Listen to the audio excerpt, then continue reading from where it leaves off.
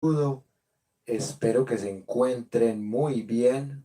Hoy tenemos una sesión más de nuestro espacio de política y medios de comunicación en el marco del proyecto de educación popular llamado Universidad Nómada.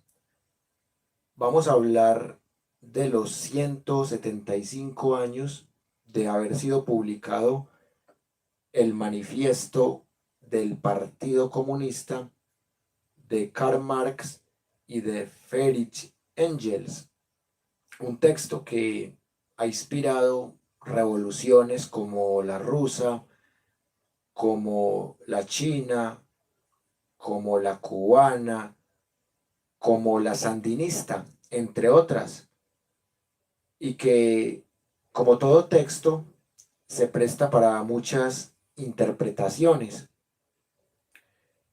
Y si bien es un texto muy claro, aún sigue siendo muy interesante para mirarlo en diferentes contextos. Y eso es lo que vamos a hacer esta noche.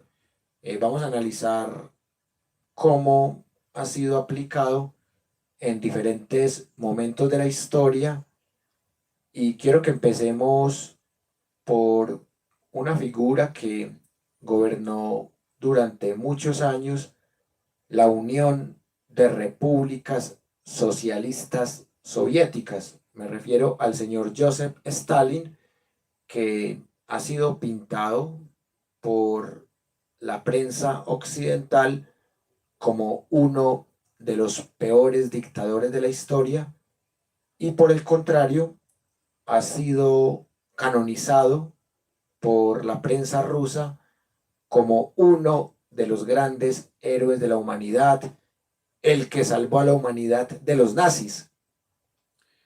Y esas dos miradas de Stalin, en mi opinión, son sesgadas.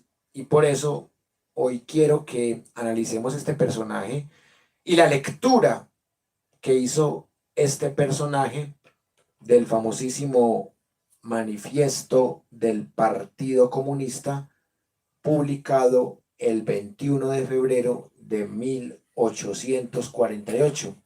Un saludo muy especial para Leandro Barrera Salas.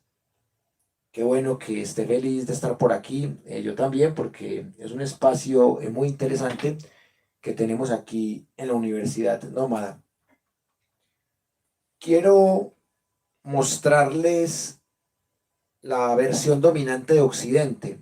Así es como todas las fuentes occidentales y proestadounidenses que yo he leído, así es como pintan a Joseph Stalin. Vamos a escuchar esto y por ahí derecho vamos a analizarlo.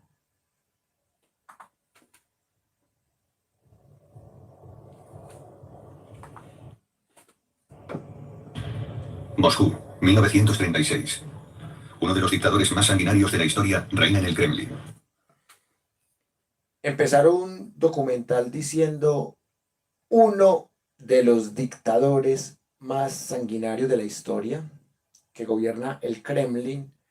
De una se ve que es una mirada occidental. En un canal ruso que haga documentales como Sputnik o como Russia Today nunca va a empezar así. Igual pasa como con personajes como Simón Bolívar. Siempre va a tener dos caras. Una cara que lo ve como un héroe y otra cara que lo ve como un dictador. Stalin. Despiadado y todopoderoso, anuncia haber obtenido en las elecciones el 98,6% de los votos. Y agradece a sus compatriotas que entreguen su sangre y sacrifiquen sus vidas. Me llena de alegría saber que la sangre vertida por nuestros soldados no ha sido en vano y ha producido resultados. Sus súbditos viven sumidos en el miedo y obsequian al tirano con interminables aplausos. Él saca su reloj fingiendo impaciencia. Entre el público, Vasily Petrovich Nikolaev recuerda. Los camaradas se miraban unos a otros. Nadie quería ser el primero en dejar de aplaudir. No sé por qué, pero terminé sentando. 2 días después es encarcelado, golpeado y torturado, pero su fe en el comunismo no flaquea. ¿Cómo es posible?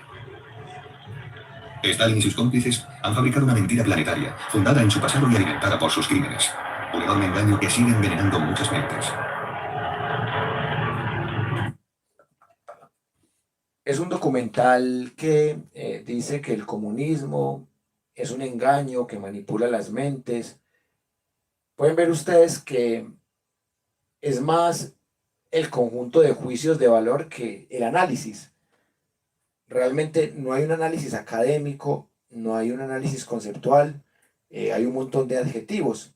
Una premisa que yo aprendí en la historia y que poco se aplica es no juzgar, sino comprender. No utilizar falacias ad hominem, sino argumentos basados en hechos. Sería más inteligente dar cifras. ¿Cuánta gente murió en la Unión de Repúblicas Socialistas Soviéticas en el mando de Stalin? Y las cifras son las que pueden dar algún indicio. Pero estos documentales pierden mucha credibilidad cuando se notan tan apasionados. En el 2020 también hice un análisis de la serie Matarife y considero que la serie dice muchas cosas que son verdad, pero lo que más le critiqué a la serie Matarife era esto mismo, que se excedía en los adjetivos y en las falacias ad hominem contra Álvaro Uribe Vélez, lo cual no invalida el contenido, pero sí con esa forma pierde credibilidad. Es eso. No es que Stalin haya sido una mansa paloma, sino que cuando hay un cúmulo de adjetivos se nota como odio, y ahí es cuando uno desde la retórica pierde credibilidad.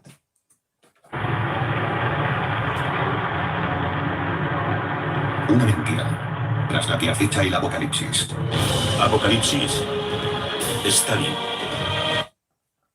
Bueno, y es muy charro que hablen de mentira y utilicen un libro que se basa en mitos. El libro del Apocalipsis. Me da mucha risa porque de una se ve la intención de satanizar más a Stalin de la cuenta. Tampoco estoy de acuerdo con que lo vuelvan un héroe, pero eso es lo que yo veo en la forma occidental de contar la historia. Por aquí llega un comentario de Jonathan Peláez. Buenas noches, amigo, ¿cómo está? Qué bueno que esté por acá. Bueno, miren ustedes esta perlita de cómo empiezan a hablar de Stalin buscando traumas en la infancia. Típico.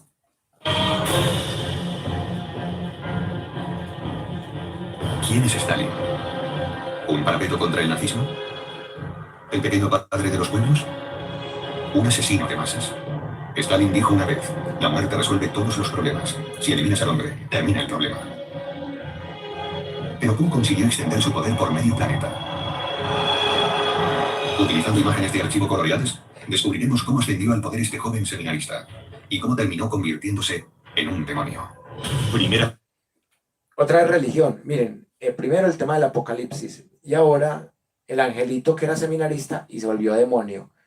Entonces, siempre favoreciendo a la Iglesia Católica, favoreciendo a Estados Unidos, a los imperios occidentales. Eso es muy típico de estos documentales. Y por eso uno termina no creyéndoles, porque se nota de una el sesgo tan impresionante. Un saludo para Fitness y Salud. Excelente que esté por acá. Muy buenas noches. Parte. El demonio. El demonio. ¡Qué miedo! El demonio. 22 de junio de 1941. Sin previa declaración de guerra, las fuerzas aéreas alemanas atacan la entonces conocida como URSS, la Unión de Repúblicas Socialistas Soviéticas.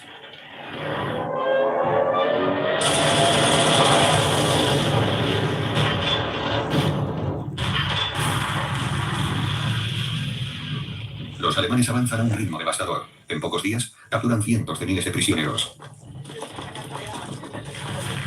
Hitler, jefe de la Alemania nazi, alcanza sus objetivos bélicos: destruir a su mayor enemigo, el comunismo, y a su líder, Stalin, y conquistar lo que él llama el espacio vital de Alemania. El Führer declara: nuestro destino es el este. Lograremos destruir Rusia. Desde septiembre de 1939, sus fuerzas han invadido Polonia, Francia, Bélgica, Holanda, Dinamarca, Noruega, Yugoslavia y Grecia. Ahora avanzan hacia Leningrado, Kiev y Moscú, la capital de la Unión Soviética. Nadie ha tenido el valor de advertirle. Pero en la madrugada del 22 de junio de 1941, Stalin por fin despierta. Ha hecho lo imposible para evitar la guerra, llegando incluso a proporcionar a Hitler el combustible y los metales necesarios para derrotar a Francia. Pocas semanas antes del ataque, el 1 de mayo de 1941, en la Plaza Roja, los soviéticos invitan a los alemanes a su tradicional desfile militar.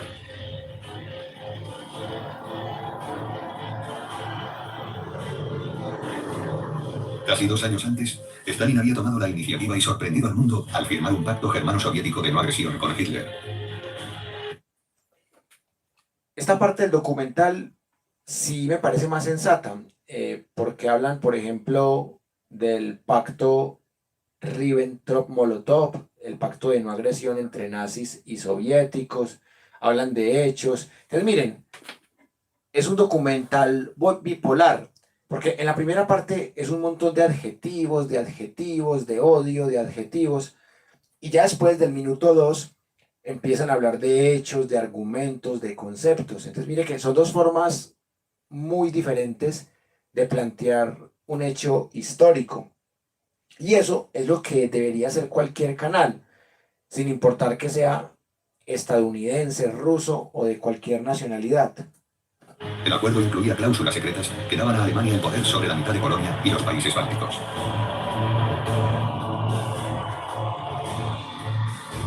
El 23 de agosto de 1939, el día de la firma del tratado, Hitler había ordenado a su fotógrafo obtener primeros planos de las orejas de Stalin, ya que, según él, los lóbulos de los judíos eran deformes. Los de Stalin eran normales, lo que descartaba su posible origen hebreo. Stalin no es judío. En realidad, ni siquiera es ruso, es georgiano. Y esta es también su lengua materna. Y aunque es educado dentro de la Iglesia Ortodoxa rusa, su mentalidad se parece más a la de un déspota de Oriente Medio. La primera foto conocida de Stalin, un niño del coro de 14 años, fue tomada en 1892. Stalin nace el 6 de diciembre de 1878 en Gori, un pequeño pueblo cercano a Tiflis, la capital de Georgia. Con 170 millones de habitantes, el Imperio ruso es el mayor del mundo. En San Petersburgo, la dinastía de los Romanov reina desde hace 3 siglos. Su emperador actual, el zar, es Nicolás II, un soberano débil y devoto. La Georgia de Stalin es un rudo país del Cáucaso, donde turcos, armenios, kurdos y una minoría judía luchan por coexistir. Su padre, Vissarion Yugashvili, es un zapatero aficionado al vino, cuyos rasgos físicos parece haber heredado su hijo. Stalin, cuyo nombre completo en ruso es Joseph Vissarionovich Yugashvili, ocultará la memoria de su padre, violento y bebedor. También lo hará con sus numerosas discapacidades infantiles, como sus pies palmeados, o la enfermedad que mató a sus 2 hermanos, la viruela que dejó marcas permanentes en su piel, marcas que los maquilladores del Kremlin intentarán desesperadamente disimular. Su brazo izquierdo es más corto que el derecho, y desde que una carreta cayó sobre él cuando tenía 12 años, cogía de forma perceptible.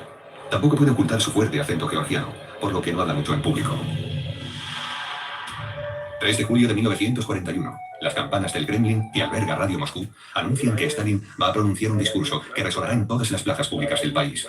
Stalin ha necesitado 10 días para reconocer la amenaza alemana. El inquieto pueblo soviético escucha por fin su voz y su áspero acento. Camaradas, ciudadanos, hermanos y hermanas, el pérfido ataque del ejército nazi contra nuestra patria continúa. Y debo comunicaros que a pesar de la resistencia heroica del ejército rojo, el enemigo sigue avanzando. Serafina Panasenko, una joven enfermera que escucha con asombro, recuerda aquel momento terrible. Todo el mundo lloraba. Lo que más me impactó es que la gente se santiguaba y rezaba, aunque nos habían enseñado que Dios no existe. Sin embargo, Stalin, el nuevo Dios, perseguidor de la Iglesia, fue educado en un seminario. En 1894, a los 16 años, Joseph entra en el seminario gracias a una beca. Posee una memoria excepcional y su voz destaca en el coro. Su madre, Ekaterina, desea que reciba una educación religiosa, pero a pesar de ser una mujer piadosa, le golpea tan a menudo como su padre. Stalin siempre intentará que su pasado familiar permanezca oculto. Ya en el poder, regresa a su antiguo hogar y, como cualquier hijo solícito, visita a su madre. Cuando ella le pregunta a qué se dedica, Stalin contesta: ¿te acuerdas del zar? Pues me he convertido en una especie de zar. Ella replica: habrías hecho mejor en convertirte en sacerdote. Su madre no desea que se quede en el pueblo para trabajar como zapatero, como desea su padre. Ella prefiere enviarlo al seminario y que algún día se convierta en obispo. Stalin, que solo habla georgiano, está a punto de aprender ruso, griego y aritmética. Es aún un adolescente que escribe poemas como este. La alondra ha cantado con su oscuro azul, volando más alto que las nubes, mientras el melodioso ruiseñor canta una canción a los niños. Stalin pierde la fe mientras estudia en el seminario de Tiflis. En este caldo de cultivo de revolucionarios, con la ayuda de infames y miserables curas ortodoxos y su tutor alcohólico, se instruyen técnicas de opresión. Incluso establece una lista: vigilancia, espionaje, invasión de la vida privada, violación de los sentimientos. Pero también aprende las virtudes del silencio. Para Stalin, siempre se gana más escuchando que hablando. Y aprende a no revelar sus sentimientos. Y a no traicionarse jamás. En 1898, es un joven de 20 años que provoca a las autoridades. Se niega a cortarse el pelo y se deja crecer la barba. También lee libros prohibidos de Zola o Víctor Hugo, que denuncian la injusticia social. Cuando es expulsado del seminario, adopta su primer apodo, Koba, una especie de Robin Hood del Cáucaso, y fantasea con ser el líder de una banda. En 1901, tras unirse al clandestino Partido Socialdemócrata en Tiflis, comienza a ser vigilado por la Okhrana, la policía secreta del zar. Trabaja durante unos meses en el Observatorio Meteorológico, lo que le deja tiempo para leer las obras del alemán Karl Marx, quien junto con Friedrich Engels había escrito El Manifiesto Comunista en 1847. El texto abogaba por abolir el capitalismo y la propiedad privada, exhortando a los trabajadores del mundo entero a sumarse a la revolución armada. Marx denuncia la explotación del hombre por el hombre, la miseria del proletariado que, según él, no tiene nada que perder salvo sus cadenas. Estos dibujos muestran al futuro dictador como un marxista que adoctrina a los trabajadores y les pregunta: ¿por qué no tenemos ningún derecho político? ¿Cómo podemos cambiar nuestra existencia? Stalin piensa que el imperio ruso del siglo XX es una sociedad feudal que hay que destruir. Hay dos cositas ahí muy interesantes para analizar. Uno, cuando analiza la historia de Stalin, es en el contexto de la Rusia zarista, que era una monarquía teocrática, y el tipo de una se revela al régimen. Recuerden ustedes que la primera revolución francesa es la de libertad, fraternidad e igualdad, y lo que busca tumbar la revolución francesa es clero, monarquía y aristocracia, que es la derecha. Y la izquierda, en ese siglo XVIII, es oponerse al clero, a la monarquía y a la aristocracia. Y eso es lo que hace Joseph Stalin. El tipo no sigue las prescripciones de su madre de convertirse en un sacerdote, ataca la monarquía zarista y la aristocracia rusa. Y al leer el manifiesto comunista de Friedrich Engels y de Karl Marx, empieza a tener su sentido de vida y empieza a formar políticamente a los obreros. Pero miren ustedes que el documental dice que adoctrinar. Y es muy curioso porque estos documentales occidentales, cuando se trata de la Iglesia Católica, que tiene un pasado criminal, como lo vimos con el libro de Karl-Heinz Dessner, con los libros de Michel Onfray, de Fernando Vallejo, entre otros, cuando es un documental sobre la Iglesia Católica, no utilizan tanto el verbo infinitivo adoctrinar, utilizan más el verbo de enseñar la fe. O sea, la madre de él no lo quería adoctrinar, pero él sí quería adoctrinar a la clase obrera con el manifiesto comunista de Marx y de Engels. Y ahí es donde uno ve que el documental está totalmente sesgado. Y siempre hay que tratar de mostrar las dos caras de la moneda. Por aquí han llegado unos comentarios, los quiero responder. Un saludo para Robert Bolívar, que dice: mi forma de ver la realidad tiene muchas coincidencias con los principios fundamentales del comunismo, de los sistemas socialista y capitalista, confluyen en mis convicciones, más bien pocas. Y hablando de socialismo y de capitalismo, tiene que ver con los medios de producción. Los medios de producción en el capitalismo son privados y los medios de producción en el socialismo son del Estado. Tierra, capital, trabajo, tecnología y conocimiento. Esos 5 medios de producción, al ser del Estado, se llama socialismo. Al ser privados, se llama capitalismo. Esa definición me encanta porque tiene que ver mucho con un concepto que se llama la lucha de clases. Y hay que preguntarse hasta qué punto en países como Colombia, en el siglo XXI, se mantiene una lucha de clases. Y mi respuesta es sí y no. Les voy a decir por qué sí y les voy a decir por qué no. Sí, cuando uno ve que hay una clase social que se cree superior a otra por tener más dinero que la otra y que busca humillar, una burguesía que busca humillar a un proletariado.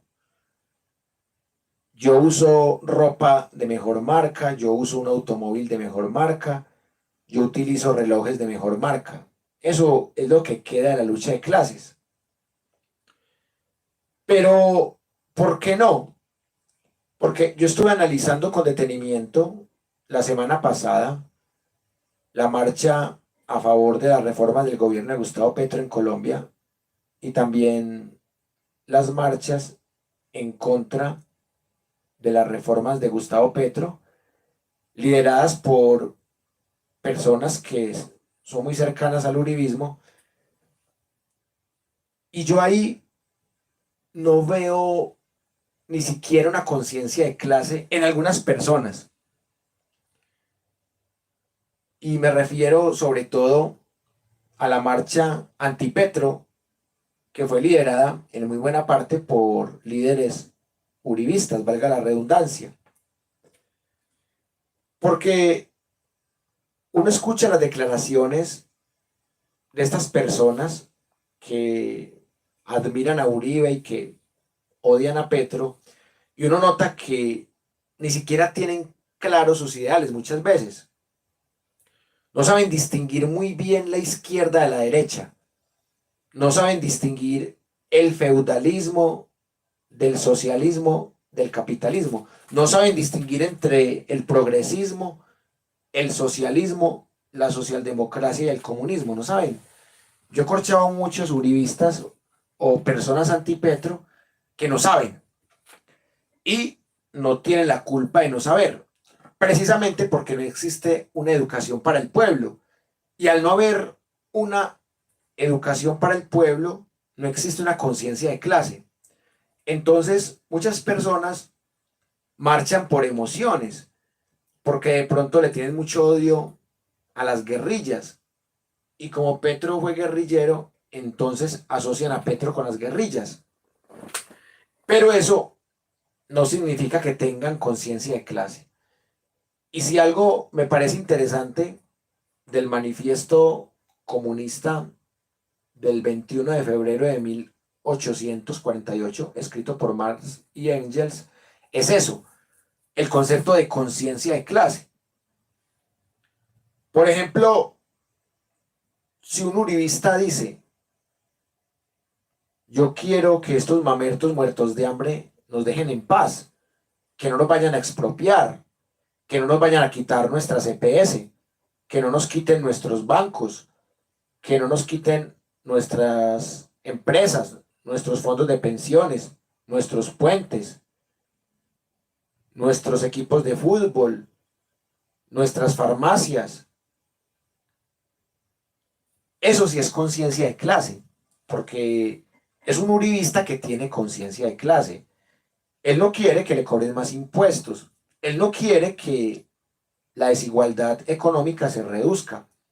Él no quiere que el Estado le controle lo más mínimo de su economía.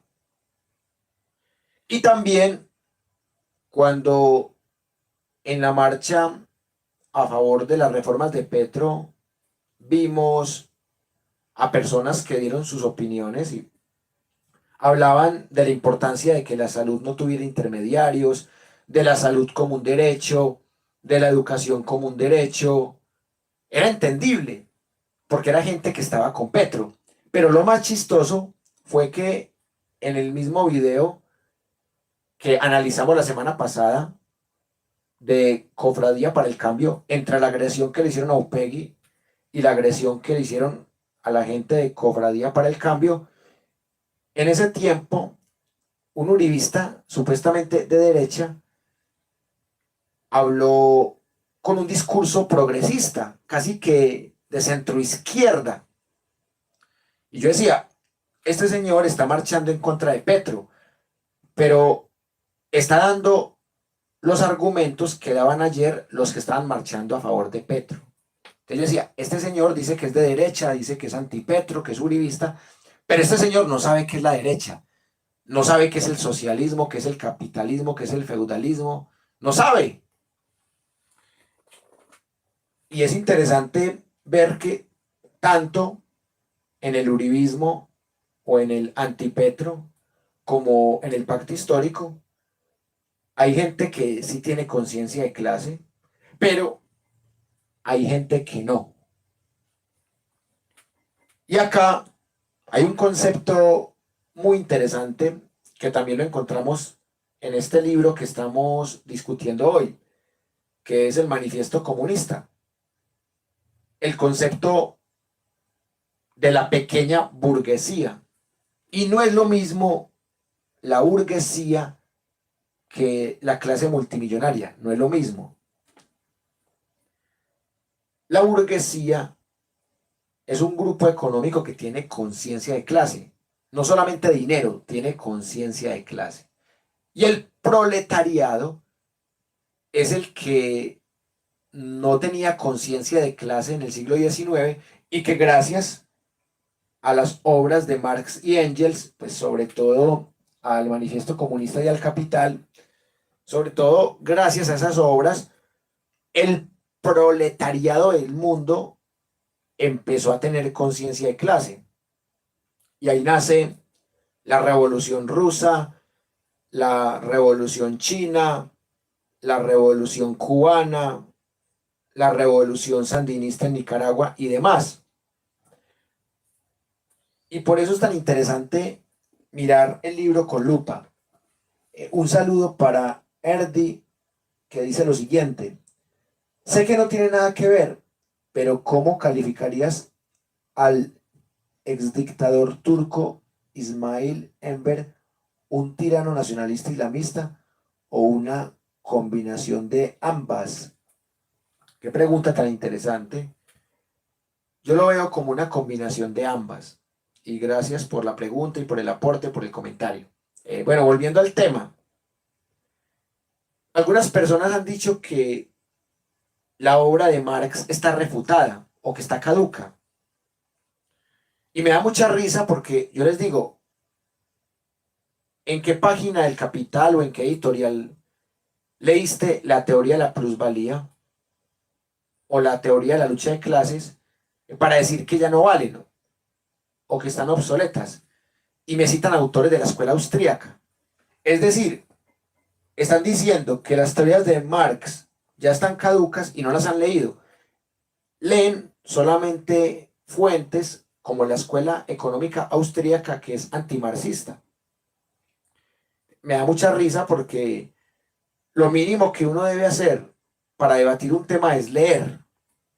Lo mínimo. Y así como hay gente que no tiene conciencia de clase, también hay gente que no tiene conciencia de lo que dice. Y por eso es tan interesante analizar todo esto. Bueno, ya hablamos un ratito de Joseph Stalin, de la Unión Soviética. Ahora quiero que hablemos de Mao en la China. Mao también aplicó el marxismo a su manera, con lo que se conoce como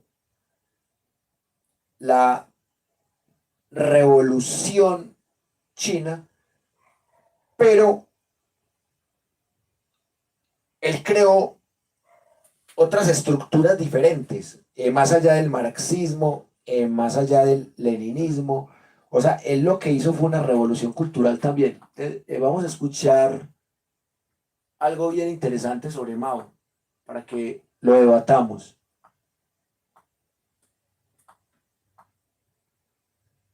Y acá está lo que se llama la línea de masas de Mao en la China.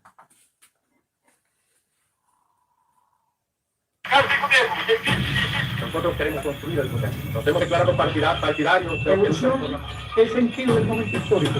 Es cambiar. El gobierno revolucionario es fundamental para la revolución, para el impulso.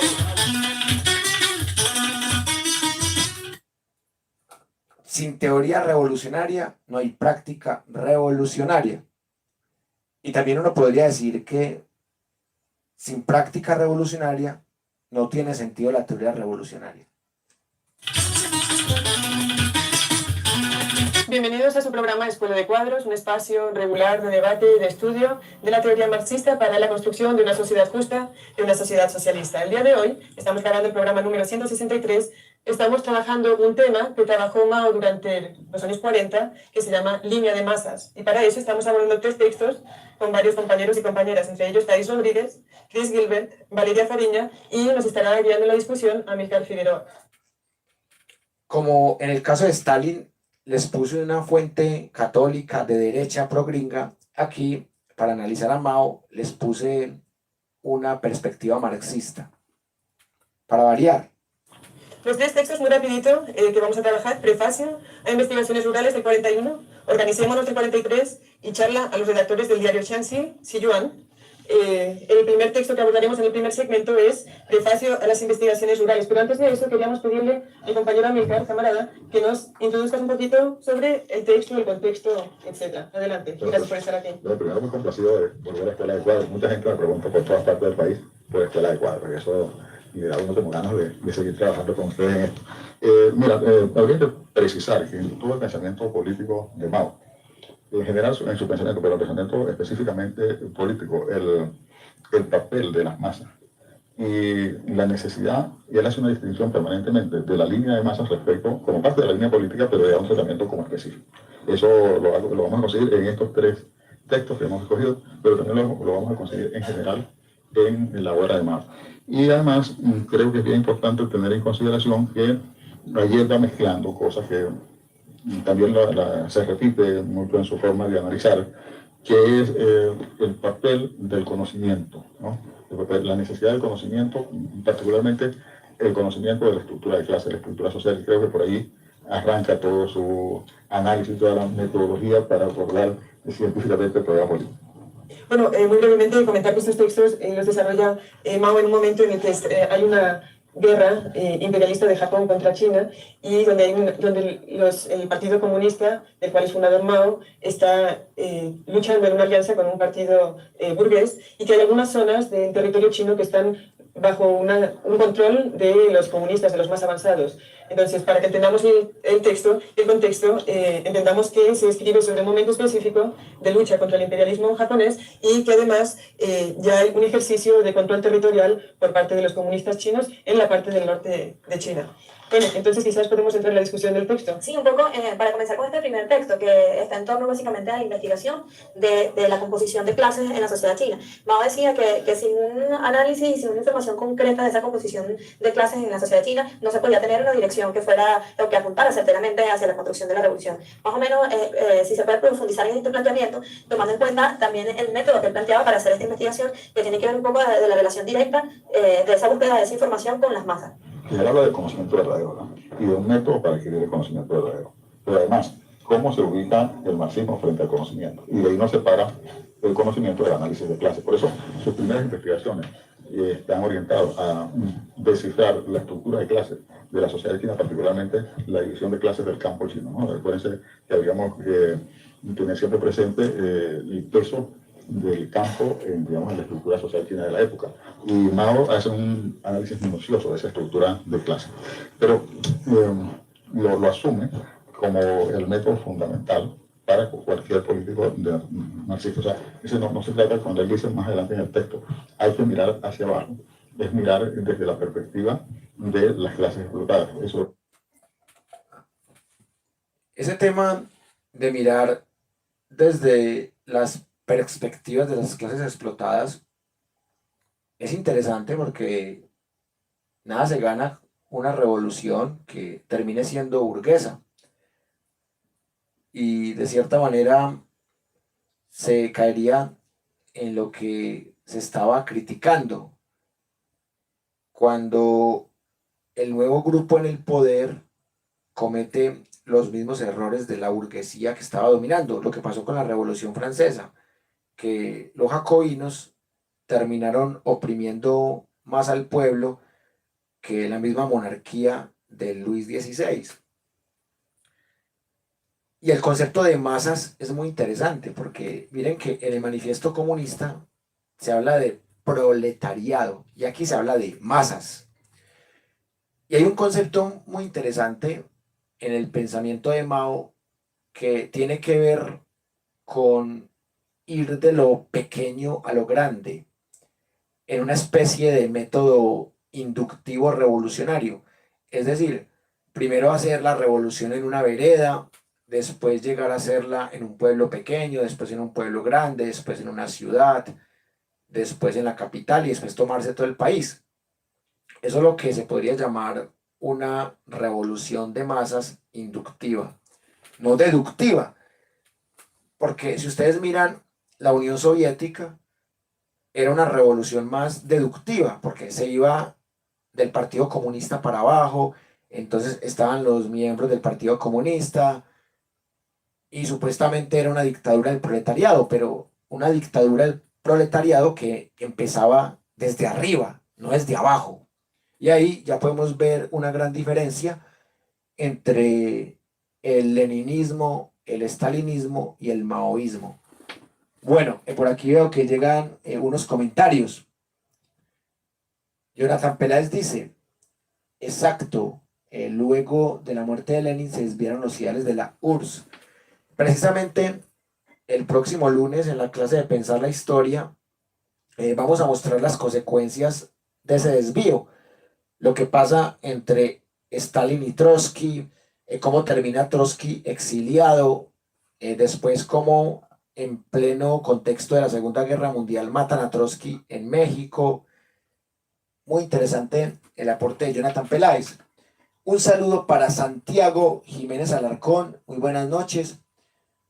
Yo le agradezco a usted la sintonía, el apoyo, y él dice que me sugiere que hablemos de las colonias francesas en África y cómo han influido en hacer esos países pobres. De ese tema ya hablamos un poco en el curso de los lunes de Pensar la Historia.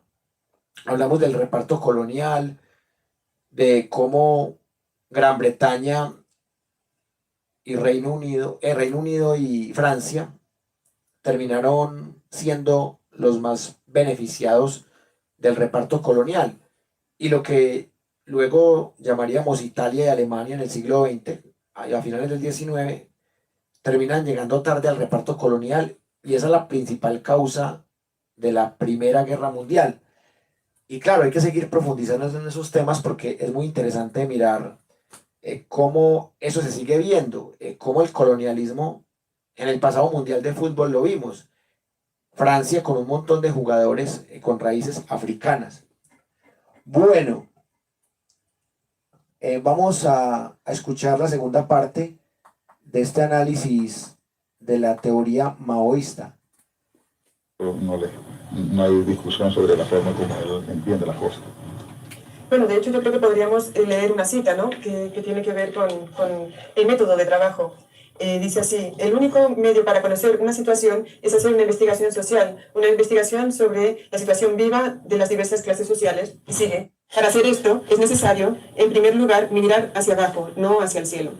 Allí vemos un poco el enfoque de Mao. A la luz de esta cita, ¿con quiénes conversaba Mao? ¿Cuáles eran las personas donde él iba a buscar esa información? Sí, ¿Cómo es la manera de relacionarse? Él refiere que un método de investigación se quiere bastante sencillo. Ahorita podríamos tener muchas más posibilidades si nos toca a nosotros investigar sobre la estructura de clases nuestras. Pero bueno, él se ve que cita conversar y a oír, porque es la actitud de la dirección frente a las cosas, no es que el dirigente que sabe todo eso. Lo vimos en una oportunidad cuando analizábamos los métodos de dirección. Si uno ve en este texto, él a la final va a concluir la necesidad de aprender de las masas. Entonces él cita a especies de momentos de reflexión, de jornadas de investigación, a distintos elementos de distintos trabajadores de distintas ramas, ¿no? Y hace mucho hincapié en la necesidad de conocer la situación de las masas, de conocer las motivaciones, de conocer el grado de comprensión de la política. Eso lo vamos a ver incluso más adelante cuando él plantee lo de la necesidad de que mucha gente maneje la línea política. Es muy interesante ese enfoque porque la investigación social ayuda a reformular las ideas, las tesis, y evita en algunos casos caer en dogmas. Por eso yo empecé hablando de las marchas y de cierta manera cuando observé esas marchas las analicé lo que la gente dijo, tanto en la marcha a favor de las reformas de Petro como la marcha en contra. Y ahí está nuestra lectura investigativa social. Y antes de satanizar a la gente como izquierda, derecha, socialista, capitalista, hay que mirar la conciencia de clase de la persona, la línea política de la persona y las razones por las que la persona sigue una ideología y no otra. Y en esa medida, el maoísmo la tenía clara. Y ustedes saben que con Mao también pasa algo muy similar en Occidente a como pasa con Stalin. Entonces, en Occidente exageran mucho las cifras de muertes en China. Y es normal. Y en Mao, en el contexto pro-Mao, también ven a Mao como un ídolo. Como alguien que construyó una revolución cultural. Y miren que la nueva derecha y la nueva izquierda discuten bastante el concepto de batalla cultural, porque estoy de acuerdo con eso. Ya la pelea no es de guerrillas contra Estado, ya la pelea es en redes sociales de ideas, o así sean memes, falacias, ataques personales. Pero lo que estamos viviendo en este 2023 es una batalla cultural. Y las batallas culturales se ganan con persuasión, no con violencia, ni con bombas, ni con amenazas, ni con paramilitares, ni con guerrillas, ni con ejércitos. Las batallas culturales se ganan con argumentos, con hechos, con evidencias, o como diría Mao, con investigación social. Y eso es precisamente lo que hemos hecho con la Universidad Nómada hace 5 años y medio, ya casi 6 años. El próximo 31 de julio cumplimos 6 años haciendo una batalla cultural en Facebook, en YouTube, en WhatsApp, en las calles, en los parques, en los bares, en los pueblos, en las veredas. Eso es una batalla cultural. La revolución es educativa. Y eso que Mao no tenía las herramientas tecnológicas y comunicativas que tenemos en el siglo XXI. Y por eso, hoy más que nunca, es importante seguir en la batalla cultural. Una batalla de argumentos. Y en donde la retórica es importante, pero también es importante el conocimiento profundo de la realidad. Bueno, por aquí veo que llega otro comentario. Sid Pipowit, muy buenas noches, qué bien que esté por acá.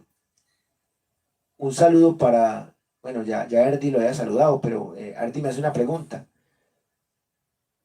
¿Qué pienso del libro del comunismo y sus cifras superinfladas? Bueno, no sé a qué libro se refiere. Se refiere al libro de Nicolás Márquez y Agustín Laje, el libro negro de la nueva izquierda. Si se refiere a ese libro, en el curso de geopolítica lo analizamos el jueves pasado. Y fue muy interesante porque pudimos encontrar una gran cantidad de falacias, pero tiene algunos argumentos que son creíbles o algunos hechos que son interesantes. No podemos decir que el libro es totalmente falso. Lo hicimos a la par con el libro de Coral Herrera. En el libro de Coral Herrera también encontré algunas imprecisiones y también algunos argumentos correctos.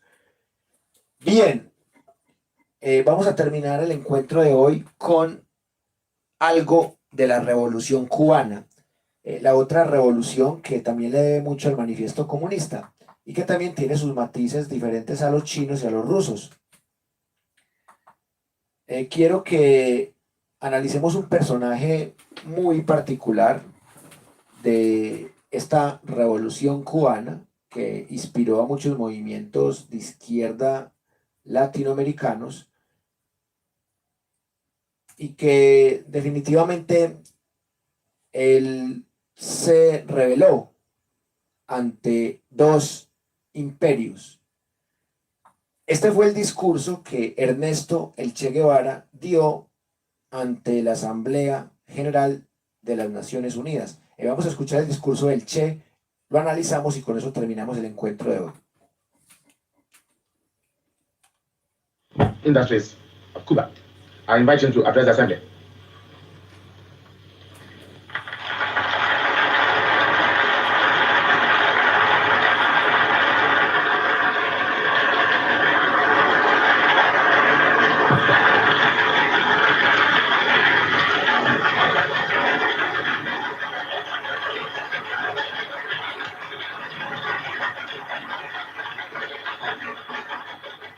Señor presidente, señores delegados, la representación de Cuba ante esta asamblea se complace en cumplir, en primer término, el agradable deber de saludar la incorporación de 3 nuevas naciones al importante número de las que aquí discuten problemas del mundo. Saludamos, pues, en las personas de su presidente y primeros ministros, a los pueblos de Zambia, Malawi y Malta, y hacemos votos porque estos países se incorporen desde el primer momento al grupo de naciones no alineadas que luchan contra el imperialismo, el colonialismo y el neocolonialismo. Hacemos llegar también de las clases dominantes de países latinoamericanos contra nuestra revolución. En otros, más tristes aún, es producto de los deslumbrantes resplandores de Mamón. Como es de todos conocido, después de la tremenda conmoción llamada crisis del Caribe, los Estados Unidos contrajeron con la Unión Soviética determinados compromisos que culminaron en la retirada de cierto tipo de armas que las continuas agresiones de aquel país, como el ataque mercenario de Playa Girón y las amenazas de invadir nuestra patria, nos obligaron a emplazar en Cuba en acto de legítima e irrenunciable defensa. Pretendieron los norteamericanos, además, que las Naciones Unidas inspeccionaran nuestro territorio, a lo que nos negamos enfáticamente, ya que Cuba no reconoce el derecho de los Estados Unidos, ni de nadie en el mundo, a determinar qué tipo de armas pueda tener dentro de sus fronteras. En este sentido, solo acataríamos acuerdos multilaterales con iguales obligaciones para todas las partes. Como ha dicho Fidel Castro, mientras el concepto de soberanía exista como prerrogativa de las naciones y de los pueblos independientes, y como derecho de todos los pueblos, Nosotros no aceptaremos la exclusión de nuestro pueblo de ese derecho. Mientras el mundo se rija por esos principios, mientras el mundo se rija por esos conceptos que tengan validez universal, porque son universalmente aceptados y consagrados por los pueblos, nosotros no aceptaremos que se nos prive de ninguno de esos derechos. Nosotros no renunciaremos a ninguno de esos derechos. El señor secretario general de las Naciones Unidas, Bután, entendió nuestras razones. Sin embargo, los Estados Unidos pretendieron establecer una nueva prerrogativa arbitraria e ilegal, la de violar el espacio aéreo de cualquier país pequeño. Así han estado surcando el aire de nuestra patria aviones U-2 y otros tipos de aparatos espías que con toda impunidad navegan en nuestro espacio aéreo. Hemos hecho todas las advertencias necesarias para que cesen las violaciones aéreas, así como las provocaciones que los marinos yanquis hacen contra nuestras postas de vigilancia en la zona de Guantánamo, los vuelos rasantes de aviones sobre buques nuestros o de otras nacionalidades en aguas internacionales, los ataques piratas a barcos de distintas banderas y las infiltraciones de espías, saboteadores y armas en nuestra isla. Nosotros queremos construir el socialismo. Nos hemos declarado partidarios de los que luchan por la paz. Nos hemos declarado dentro del grupo de países no alineados, a pesar de ser marxistas-leninistas, porque los no alineados como nosotros luchan contra el imperialismo. Queremos paz. Esta disposición nueva de un continente de América está plasmada y resumida en el grito que día a día nuestras masas proclaman como expresión irrefutable de su decisión de lucha, paralizando la mano armada del invasor. Proclama que cuenta con la comprensión y el apoyo de todos los pueblos del mundo y especialmente del campo socialista encabezado por la Unión Soviética. Esa proclama es patria o muerte. Esas fueron las palabras de Ernesto el Che Guevara ante la ONU. Yo tengo 3 comentarios sobre esto que dice el Che. Primero, que él habla del compromiso que tenían los dos imperios, el imperio soviético y el imperio de los Estados Unidos de América, de no usar cierto tipo de armas, como las armas que podrían considerarse nucleares.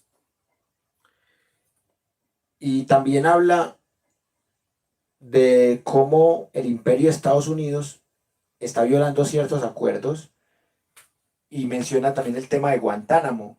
Ustedes saben lo que ha pasado con Guantánamo, que Estados Unidos lo ha utilizado también para torturar prisioneros, sobre todo en este milenio, y que Estados Unidos tiene un alquiler en Guantánamo y no ha querido devolver a Guantánamo. Estados Unidos se quiere quedar con Guantánamo y es una eterna pelea geopolítica entre Estados Unidos y Cuba. Y también habla de las invasiones gringas aéreas a Cuba.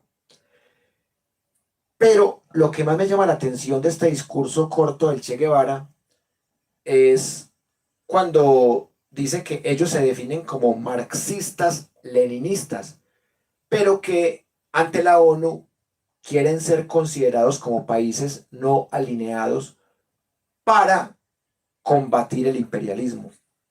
Uno leyendo entre líneas puede deducir que el Che Guevara está queriendo decir que la Unión Soviética está usando las ideas marxistas, leninistas para cometer actos de colonialismo y de imperialismo. Así lo leo yo. Y miren que el Che Guevara termina peleado con la Unión Soviética. Por eso a Fidel Castro no le queda más camino que escoger a la Unión Soviética y mandar al Che Guevara a África para que lo maten. En África no lo matan porque hay un montón de gente que solamente piensa en sustancias psicoactivas, y después lo manda para Bolivia. Le promete al Che Guevara que el Partido Comunista de Bolivia lo va a respaldar. Llega el Che Guevara a Bolivia con mercenarios chinos y el Partido Comunista de Bolivia le da la espalda. Queda tirado el Che Guevara en el monte y después de casi un año en el monte lo captura el gobierno boliviano de extrema derecha, lo torturan y lo matan. La CIA no quería que mataran tan rápido al Che Guevara para sacarle información, pero era muy difícil que el Che Guevara soltara información.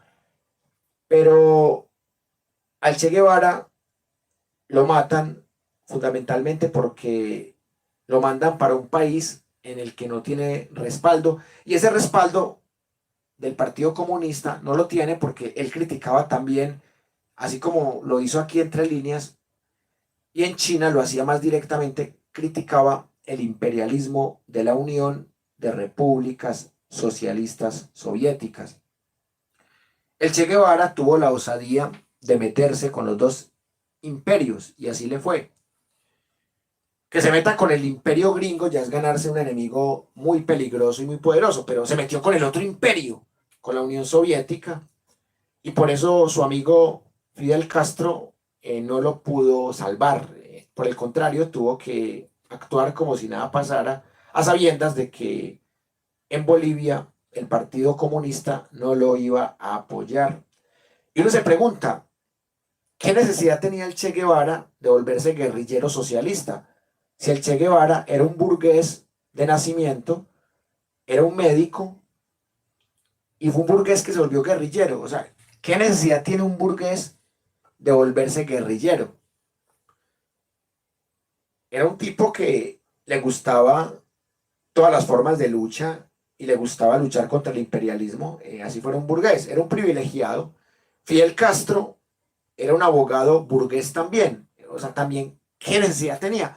Y aquí vuelve el tema de la conciencia de clase, que hay gente que tiene dinero y que es rica, pero que tiene conciencia de clase pobre, y dice, yo voy a luchar para tumbar esos imperios, me voy a volver guerrillero para tumbar estos asesinos. Y aquí en Colombia, con algunas personas pasa al revés, se vuelven uribistas, son pobres, pero luchan contra las reformas que son a favor de los pobres, y luchan a favor de las reformas que son para los ricos, son uribistas pobres, así como existen guerrilleros que eran ricos como Fidel Castro y el Che Guevara, existen uribistas pobres que luchan por la clase contraria. Bueno, por aquí llegan una serie de comentarios. Ah, ya. El libro negro del comunismo. Sí, la verdad que considero que tiene cifras muy infladas. Sí, porque yo también he visto que en ese libro dicen incluso que son muchas malas muertes. Es más, hay gente que me ha dicho que no, que son 100 millones de muertes, que por hambruna. He visto varios desinformados por ahí. Santiago dice, ¿será que cuando Castro envió al Che a pelear Angola era para deshacerse de él? Para mí ellos tenían discrepancias ideológicas porque el Che era pro-chino. Exacto, por eso dije que el Che Guevara, antes de ser asesinado en Bolivia, estuvo en África. Pero en Angola no lo mataron porque esa gente estaba pensando en el vudú, no estaba pensando en revoluciones. Y la Unión Soviética le dijo a Fidel Castro, ¿el Che o nosotros? Y a Fidel Castro le tocó escoger la Unión Soviética porque era el que le estaba dando la papita. $1 millón le ingresaba a Cuba de cuenta de la Unión Soviética. Fidel Castro yo no lo juzgo porque fue el Che Guevara el que se echó de enemiga a la Unión Soviética por declaraciones como estas y por ser pro-chino, como dice Santiago. Además que el Che Guevara quería irse, era para Argentina. Y Fidel Castro le dijo, no, para Argentina no, porque allá no hay que hacer ninguna revolución. Es mejor que se vaya para Bolivia porque allá hay un dictador de extrema derecha que es amigo de la CIA, que es amigo de Estados Unidos. Ese sí nos conviene tumbarlo. Entonces, todo parece indicar que le pusieron esa trampa en Bolivia al Che Guevara y que Fidel Castro fue cómplice de esa trampa.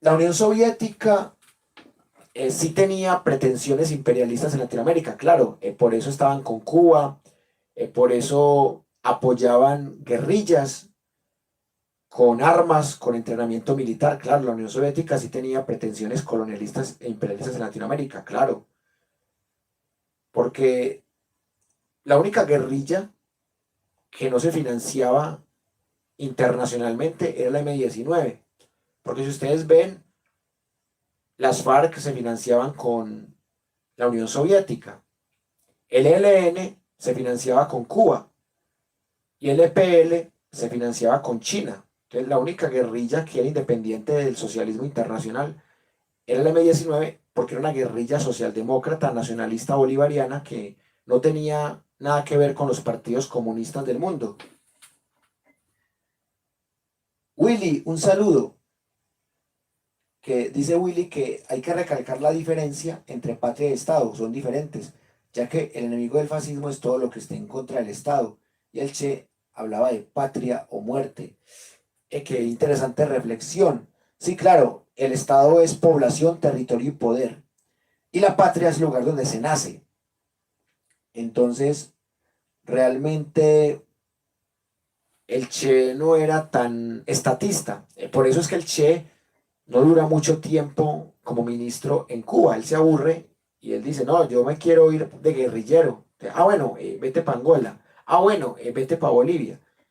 El Che Guevara se pudo quedar de ministro toda la vida, pero al Che Guevara no le gustaba tanto el Estado, pero la patria sí le gustaba y se hacía matar por la patria.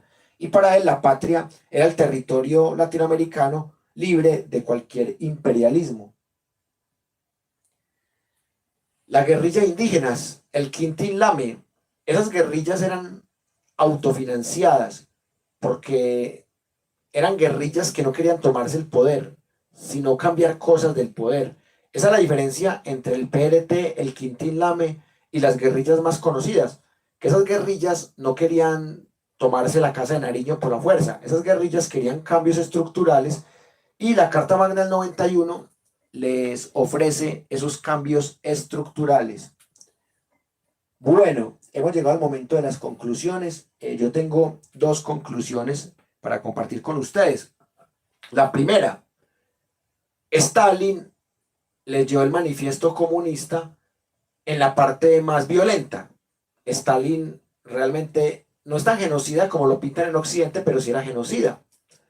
Stalin fue muy cruel con Trotsky, lo persiguió hasta que lo mató en México.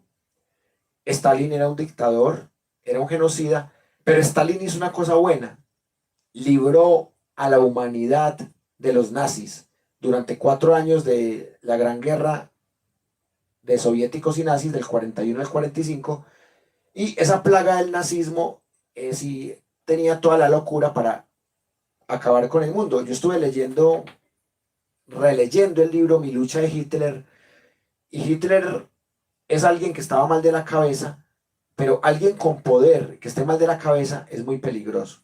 Entonces, Stalin hizo algo bueno, nos libró de Hitler, pero eso no justifica todo lo malo que hizo. Mao también fue dictador, pero también hizo cosas buenas contra el imperialismo japonés, y también al principio hizo algunas cosas buenas por el campesinado y por el proletariado, por la gente pobre, pero también es un dictador, es un genocida, no tanto como lo ven en Occidente, ni con esas cifras tan elevadas como dice Erdi. Y la segunda conclusión, que es normal que haya burgueses que se vuelvan guerrilleros y que peleen a favor de proletariados o de subyugados. Es normal que haya burgueses antiimperialistas, y también es normal que haya uribistas que sean pobres porque no tienen conciencia de clase. Entonces, si un burgués que lo tiene todo, que es médico, que es abogado y se mete a la guerrilla, si un burgués se mete a la guerrilla es porque tiene conciencia de clase y porque quiere lograr la revolución por esa vía. Y si un pobre se va a favor de su opresor, como pasa con el uribista pobre en Colombia, es porque no tiene conciencia de clase. Esa es mi segunda conclusión, y acá seguiremos en la lucha por una sociedad más democrática en lo político, más incluyente en lo social, más equitativa en lo económico y más sostenible en lo ambiental. Les habló Wilmer Alberto Zuleta. Así me encuentran en Facebook, en los 2 perfiles. En el canal de YouTube también aparezco como Wilmer Alberto Zuleta López. Si me quieren escribir al WhatsApp, está en la página de Facebook de la Universidad Nómada, Educación Superior Gratuita. Ahí está mi WhatsApp para que se unan a la comunidad y a los grupos de WhatsApp, a los grupos de Signal y de Telegram también si se quieren unir, aunque son muy poco activos. Y acá seguiremos debatiendo estos temas porque se viene mucho para conversar. Por ejemplo, tenemos un súper especial el próximo viernes de la guerra en el Donbass, que se cumple un año de que se volvió una guerra fría. Es una guerra que existe hace más de 8 años, ya casi 9 años, con el golpe de estado del Euromaidán, pero que la prensa occidental solamente le puso cuidado a la guerra cuando se metió Rusia, cuando se volvió una guerra fría. Antes a la prensa occidental no le interesaba mostrar esa guerra porque era una dictadura de extrema derecha de Ucrania con el batallón Azov y demás. Entonces solamente les convino y nos quieren hacer creer que la guerra empezó apenas el 24 de febrero de 2022. Así que el próximo viernes vamos a hacer un especial en la clase de pensamiento crítico y nuevas tecnologías de ese tema. También vamos a hablar de sus libros negros, el libro negro del comunismo, el libro negro de la nueva izquierda, el libro negro de la nueva derecha, hay que escribirlo. Y también vamos a seguir hablando de la actualidad colombiana, como es costumbre todos estos días.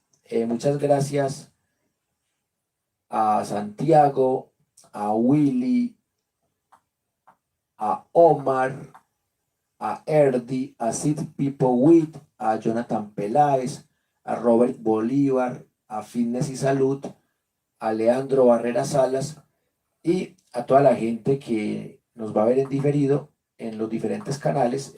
Bacano que se suscriban al canal de Wilmer Alberto Zuleta López, que ahí estamos montando también videos del proyecto. En YouTube, sino que busquen Wilmer Alberto Zuleta López y se suscriban a nuestro canal, porque si los hackers que nos amenazaron nos tumban este canal, pues ahí tenemos el canal de respaldo. Muchas gracias a toda la gente, nos veremos mañana. Un abrazo muy fuerte desde Medellín. Es una labor con mucho gusto, Omar. Descansen bastante, disfruten y estén pendientes de la Universidad Nómada porque se viene mucho material, porque ese 24 de febrero es doblemente especial. Es especial porque se cumple un año de la nueva Guerra Fría, se cumplen ya casi 9 años del conflicto en el Donbass, de la guerra civil en el Donbass, y el 24 de febrero también tiene una efeméride muy importante con la primera revolución rusa. Un fuerte abrazo y hasta pronto.